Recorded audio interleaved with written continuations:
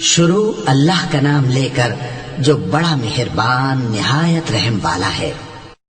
جب سورج لپیٹ لیا جائے گا اور جب تارے بے نور ہو جائیں گے اور جب پہاڑ چلائے جائیں گے اور جب بیاہنے والی اونٹنیاں یوں ہی چھوڑ دی جائیں گی اور جب وحشی جانور جمع کیے جائیں گے اور جب سمندر آگ ہو جائیں گے اور جب روحیں جسموں سے ملا دی جائیں گی اور جب اس بچی سے جو زندہ دفنا دی گئی ہو پوچھا جائے گا کہ وہ کس گناہ کے سبب قتل کر دی گئی،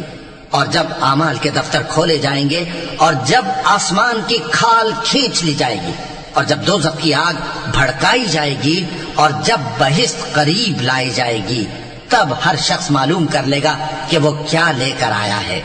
پس میں ان ستاروں کی قسم کھاتا ہوں جو پیچھے ہٹ جاتے ہیں اور جو سیر کرتے اور غائب ہو جاتے ہیں، اور رات کی قسم جب وہ پھیلنے لگتی ہے، اور صبح کی قسم جب وہ نمودار ہوتی ہے، کہ بے شک یہ قرآن اس فرشتہ عالی مقام کا سنایا ہوا پیغام ہے جو صاحب قوت ہے، مالک عرش کے ہاں اونچے درجے والا ہے، سردار ہے، ساتھ ہی امانت دار ہے۔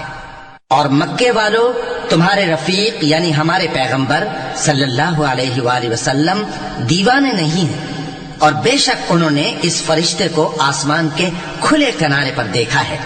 اور وہ غیب کی باتوں کے ظاہر کرنے میں بخیل نہیں، اور یہ کسی شیطان مردود کا کلام نہیں ہے۔ پھر تم لوگ کدھر جا رہے ہو؟ یہ قرآن تو تمام جہانوں کے لیے نصیحت ہے، یعنی اس کے لیے جو تم میں سے سیدھی راہ چلنا چاہے، اور تم لوگ کچھ بھی نہیں چاہ سکتے مگر وہی جو اللہ رب العالمین چاہے۔